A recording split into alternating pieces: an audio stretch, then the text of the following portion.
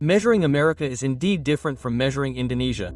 Indonesia's state budget is around $200 billion a year. America's state budget is $7 trillion or $7,000 billion, or 35 times larger than Indonesia's state budget. Or for state spending where the value of $200 billion is only the same as companies in America such as GE or Amazon. In Indonesia, $200 billion or Rp 3,000 trillion is the president and ministers who work with a mandate from the people. In America, $200 billion is a mandate from the shareholder and only the CEO and directors work.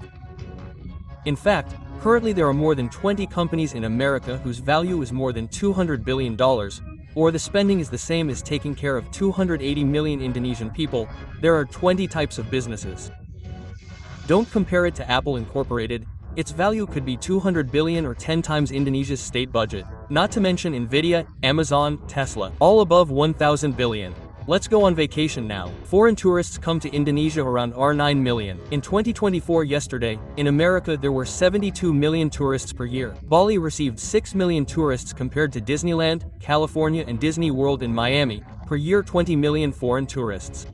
If added local visitors, the 5 Disney locations in America can get 70 million tourists. So does China see all this as just a spectator? No, they copy all the good things from all the strongest countries in the world. This is a record. There are 2 million Chinese students in the last 10 years of schooling in America, and this year alone there are 277,000 Chinese students studying in America. The question is, are they just students or are there intelligence officers who become students to suck up American data and bring back the scientific goods to China, and China will make it better?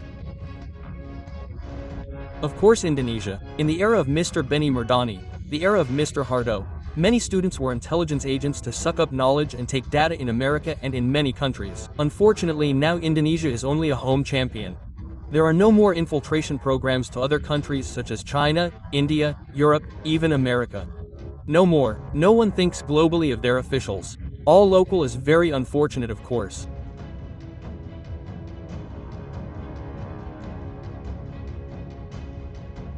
For that, Trump was angry and began to put pressure on students from China.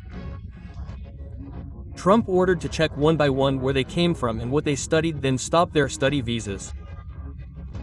So, the strategy is to stop all study visas first and then check one by one those who have the green light to be allowed to study again. And it seems that many will not return, or it will be discovered that they are agents of Chinese intelligence. Many critical fields or important or critical science lessons are taken by these students from China. They go to America not to take trivial sciences that graduate quickly such as business administration or art, but to take AI technology, biomedical, bioengineering about viruses, neuroscience, and many high-level celestial sciences. For Trump, this is critical field knowledge. America is now playing knowledge war or science war. This is a new field in the world of military warfare. This is Trump's ultra A-list strategy to protect America's national interest and also protect America's national security.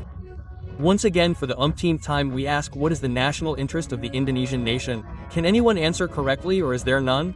For Trump, China is America's main enemy.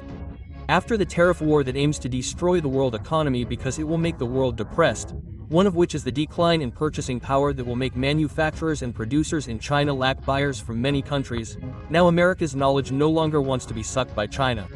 America has a trade deficit with China. America cannot control rare earth metals and world minerals. America's knowledge is sucked by China. America's market is sucked by China. America's influence in Asia and Africa is losing to China. So the war with China that Trump is doing is only two, with the military or with the economy. Economic war is prioritized by Trump. Trump makes the world chaotic and depressed. Even many will make several regions in many countries experience a local Great Depression. What do you mean? If America pressures many countries with tariffs, the goal is to dry up the money of those countries until they are discouraged from buying from China, aka they cannot buy from China. And know that China is currently experiencing a drought of purchasing power from many countries that are increasingly spending less and less on China. Oh yes, there is interesting data for the China problem. Within the Chinese Communist Party, in the elite position in its Polito, there is a lot of gossip and rumors where Jinping is now under pressure in his country. Because the Chinese economy, which is at war with Trump, has started to have a negative effect on China. We will discuss this soon. In this narrative, Indonesia should learn that it is good for Indonesia to imitate China in terms of absorbing knowledge for the best sons and daughters of the nation. not only knowledge. So intelligence also collects data in critical fields that should be revived. Now when will we have a TNI commander and intelligence who thinks outward for the sake of the Indonesian nation to become a strong and dignified country? Peace.